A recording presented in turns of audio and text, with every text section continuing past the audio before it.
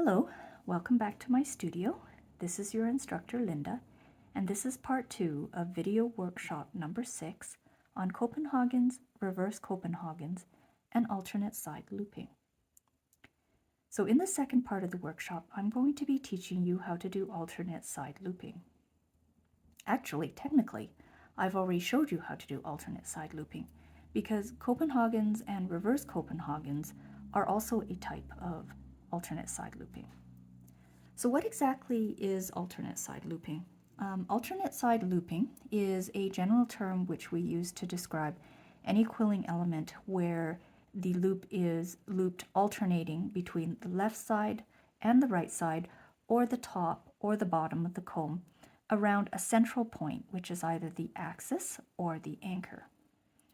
So in the Copenhagens and the reverse Copenhagens, the pattern on the right and the left side of the axis is mirrored each other, meaning that they're the same, and the pattern in which we're looping are very even and predictable. Alternate side looping, however, anything goes. Alternate side looping can be done on both the single and the double comb, but where it really shines is actually on the quilling board.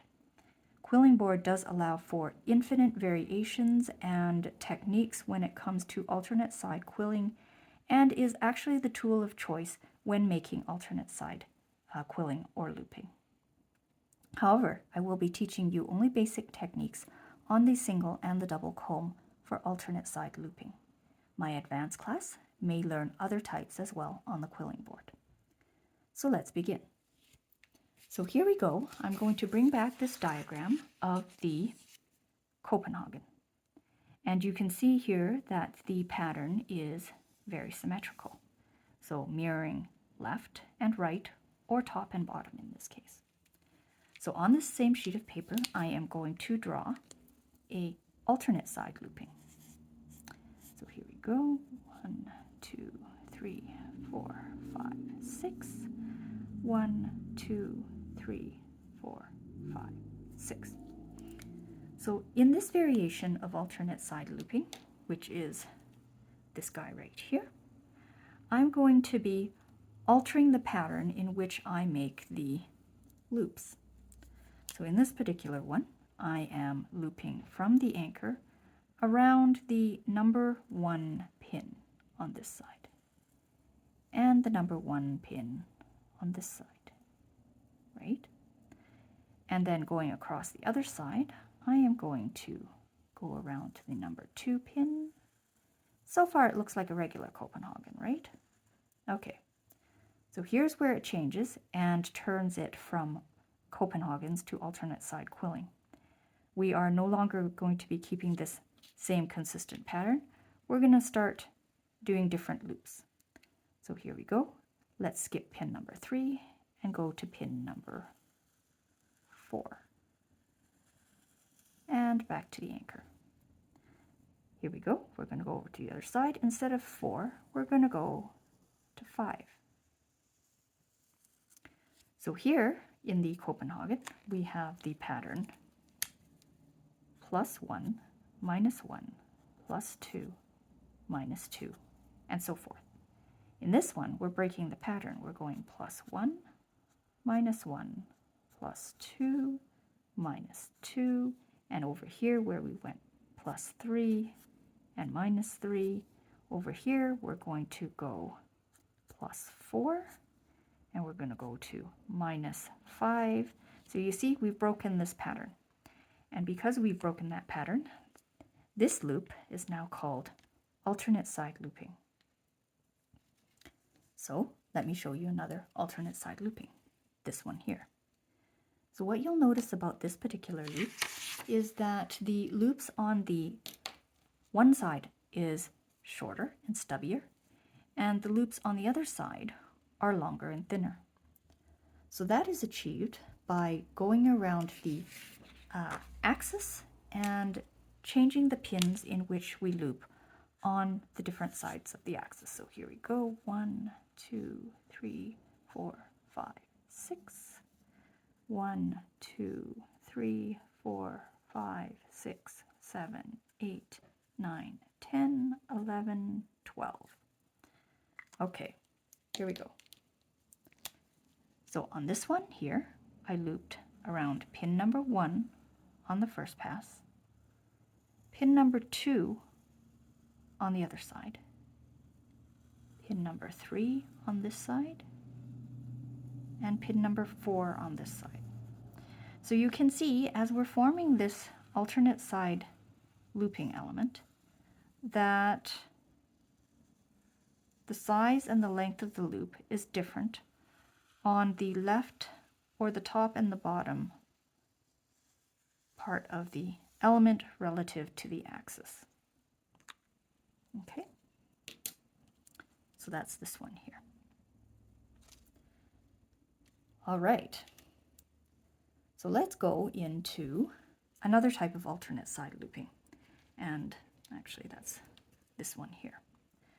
So in this particular alternate side looping, we are actually not looping on the same side of the comb all the time. This one and this one. Let me show you what I mean. So let's draw in the anchor pin right there. 1, 2, 3, 4, 5, 6. 1, 2, 3, 4, 5, 6. And let's number this. So 1, 2, 3, 4, 5, 6. And we'll do this positive. 1, 2, 3, 4, 5, 6. And we'll do negative on that side. Okay, so in this particular element, which is the same as this particular element, the difference between these two is this one's larger, and I did it with multiple strips of paper, and the pattern is longer, but these two patterns are the same. So here we go. So on this alternate side looping, I went around the number 1 pin, back down to the number 1 pin on the other side, number 2 pin on this side, number 2 pin on the other side. So here's where it's different from the previous pattern here.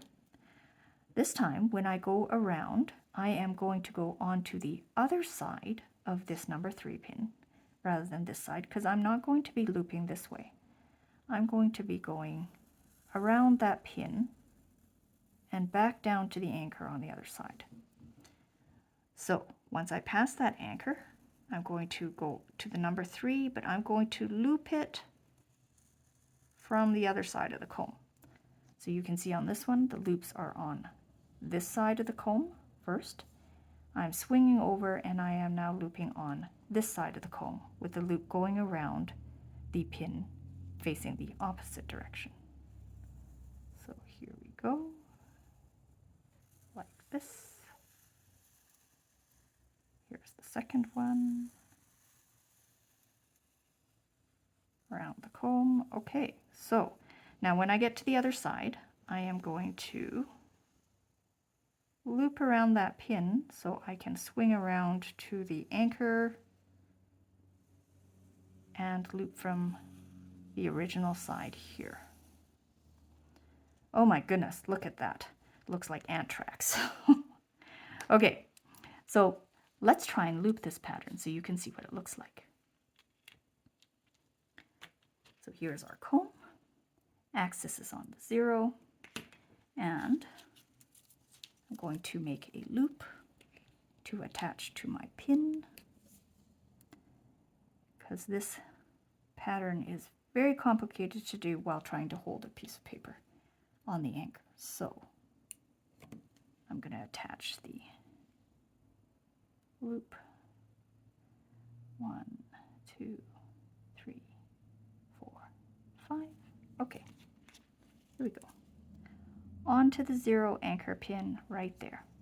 And I'm going to start it like a regular Copenhagen, and I'm going to go around pin number 1 that way, and then pin number 1 on the opposite side, pin number 2,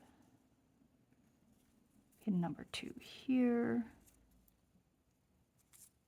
pin number 3. So I have got, we look at here, 2 loops, right? 1, 2, 1, 2. Okay, and then I'm going to go around pin number 3 here and loop around from the back side, going around pin number 4 on the opposite end of the comb, like this.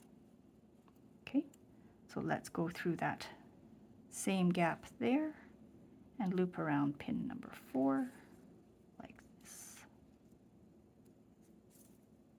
And pin number 5. Okay, so let's take a look at this pattern from the top of the comb. So if we look at this, we can see anchor starts here.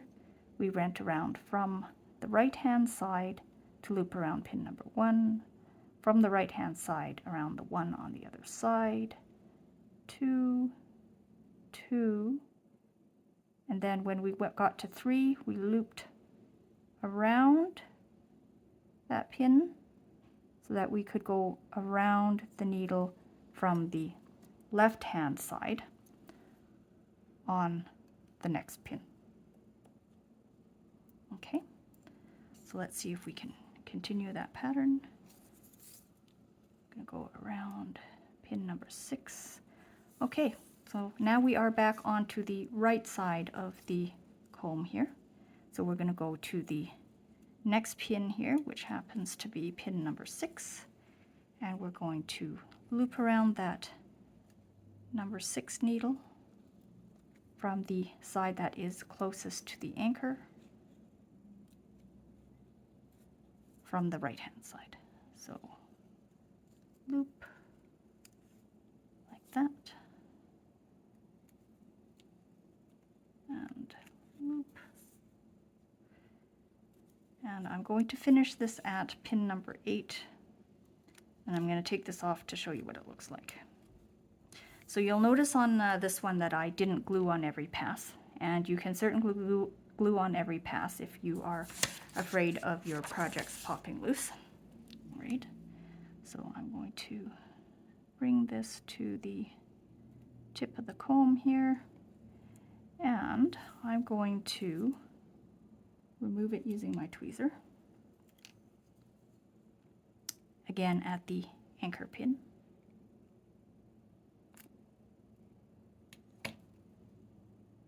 The trick is to do this without having your whole element pop loose, so make sure you never let go of the tweezer. So if we take a look at the pattern here, we can see that the loop on one side is facing this way. Then when we looped, the loops are now facing the other way, and in our final loop it is back facing the original orientation. So what I'm going to do here, in order to make this nice butterfly wing element, I'm going to hold on to the anchor and I'm going to wrap the element like this. And when you wrap the element like that, it prevents the loops from springing loose. They're held together by that element. We'll snip there, and let's glue it down.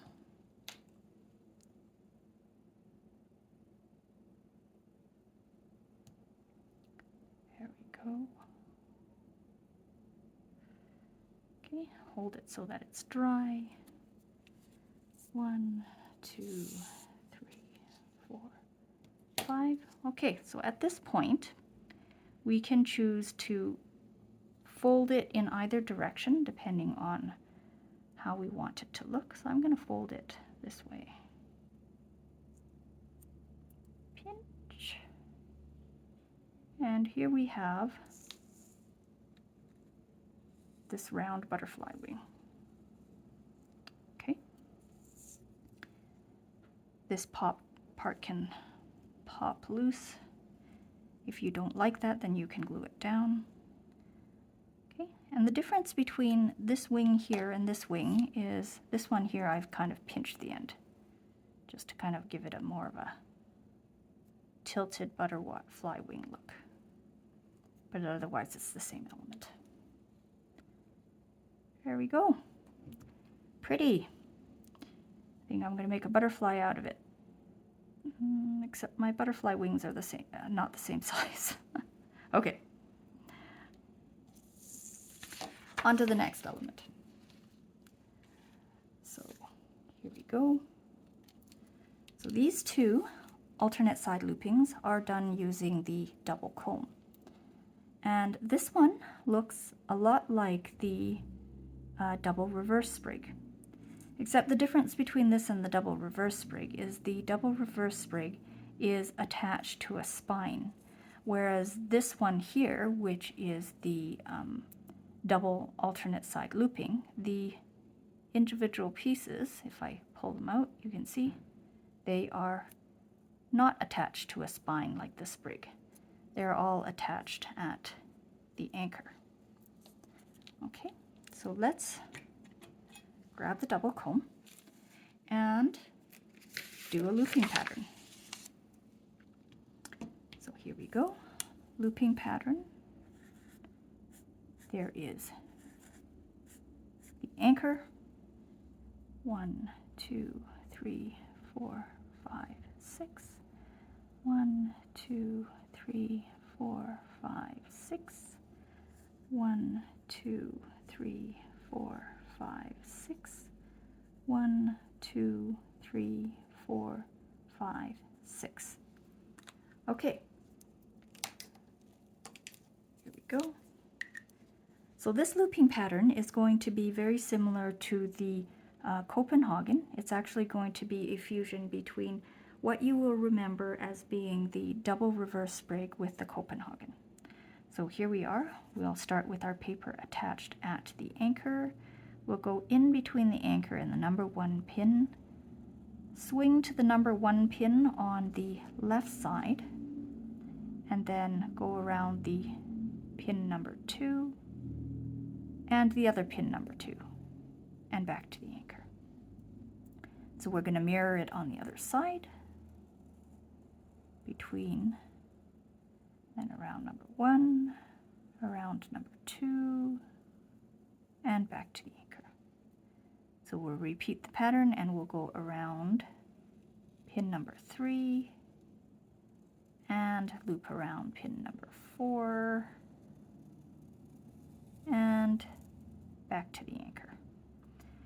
In the double reverse sprig, when we made this loop, we went around this pin right here, and then we connected to the next. In the reverse alternate side looping, so the double alternate side looping, you are always going back to the anchor pin here. So here is round number 3 and number 4, and so on and so forth till you finish your pattern.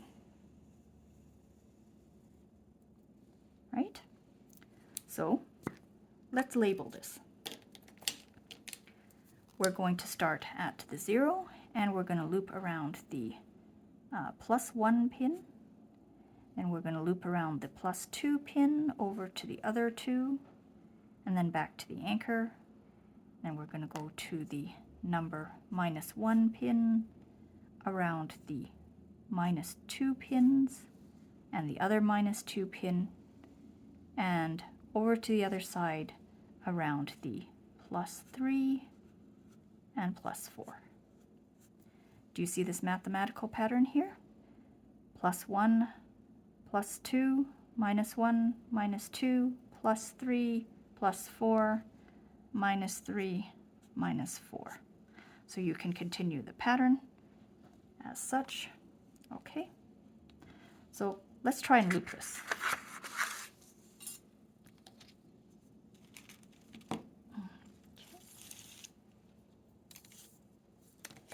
So this one I'm going to do glueless method. I'm going to hold it at the anchor, okay, and then I'm going to loop around the number 1 pin and then number 2 pin, back to the anchor, We're going to go with the -1 pin and -2 pin, and again back to the anchor. 3, 4, 3, 4, 5, 6, 5, 6, and let's stop at 8. We're going to go 7, 8, 7, 8. Okay, back to the anchor pin, and I'm going to snip it here and glue it down.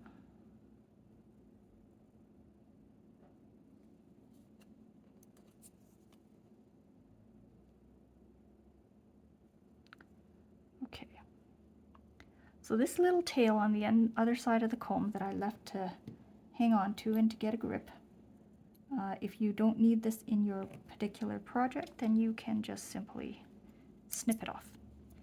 It has served its purpose for holding the project together while you're looping. Okay, so let's remove this sprig, or sorry, not sprig, this alternate side looping off of the comb. But before I do that, I'm going to bring it to the surface so that you can see the loops. So hopefully you can see it. So here we go. Here is the anchor pin. We went around +1, +2, +2 on the other side, went back to the anchor, -1, -2, -2 on the other side, back to the anchor. And then we went to the other side and continued the pattern. So I'm going to grab this off from the anchor at the number 0. See if we can slide it off.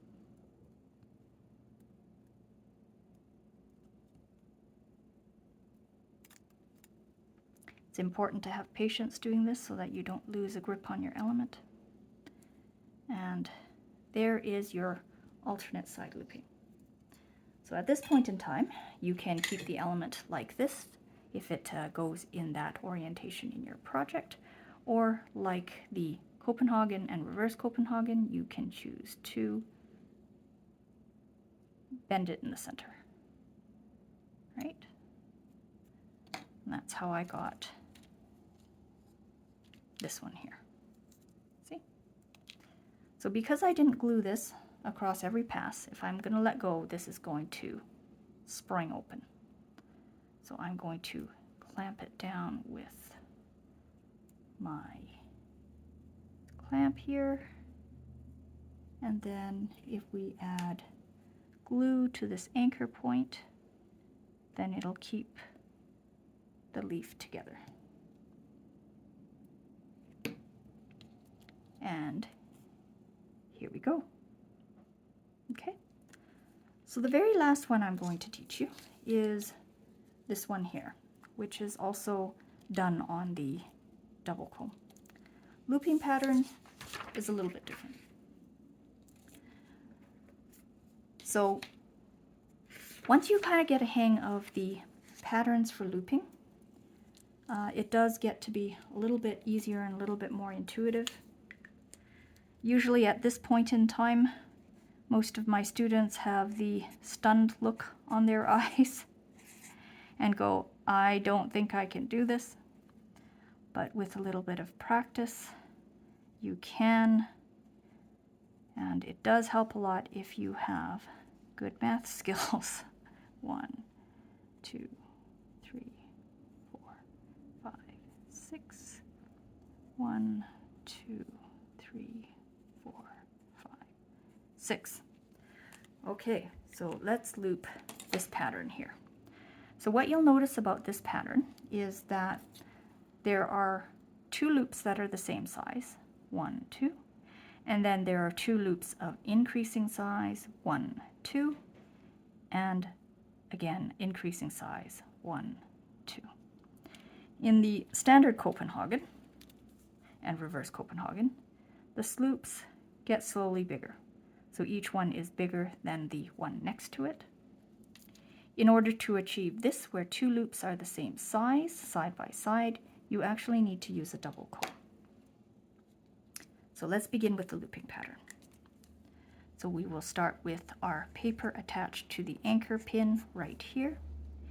And like the normal Copenhagen, we're going to go on the gap between the anchor and the number 1, and we're going to loop around that number 1 pin on the right hand row.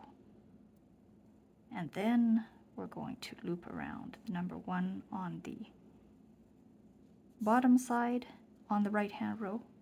So now here's where it gets a little bit more difficult, and you have to be careful where you loop.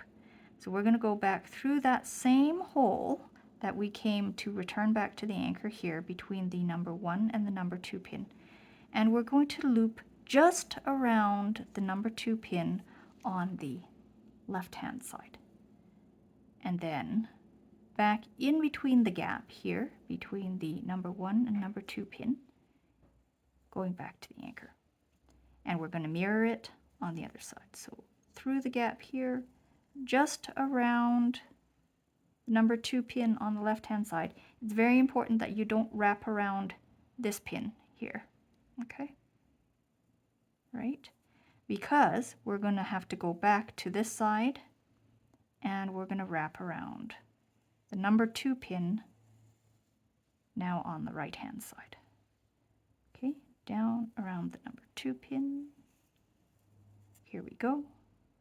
And then wrap around number 3. Again, leaving it so that that number 3 is not looped around. Back to the anchor, like this. Okay. Ooh, that looks like a peacock. Okay, so let's number this. So we would be going around right 1, then we're gonna go around minus right 1, and then we're gonna go up to left 2, minus left 2, and then we're gonna go back down, and we're going to go right 1, and then back around, and we're going to go right,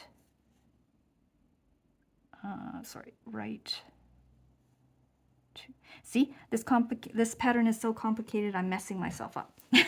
Let's try this again. Could you imagine doing this without a looping diagram? Okay, so let's do this again. So we're going to go plus right 1. That's that pin. Then we're going to go minus right 1. That's this pin. Then we're going to go up to plus left 2. I'm going to switch around down here to minus left 2. And we're going to go back up here to right plus right 2. And then down here to minus left 2. Okay, so this numerical pattern here is easier to follow than these looping diagrams. So if you write down the looping diagram and write down the number of pins, then it's kind of easier for you to visually look at the comb and tell where you are. So if we continue this pattern, so we can see R1, R1, plus and minus, L2, L2, R2, L2. So then the next one would be plus L3 minus L3, and then plus R3 plus, minus R3. So here we go. There's the pattern. So, yeah. So alternate side looping can get very complicated. And on the comb, it's a little bit harder to do. I do recommend alternate side looping on quilling board to fully utilize and keep track of its loops.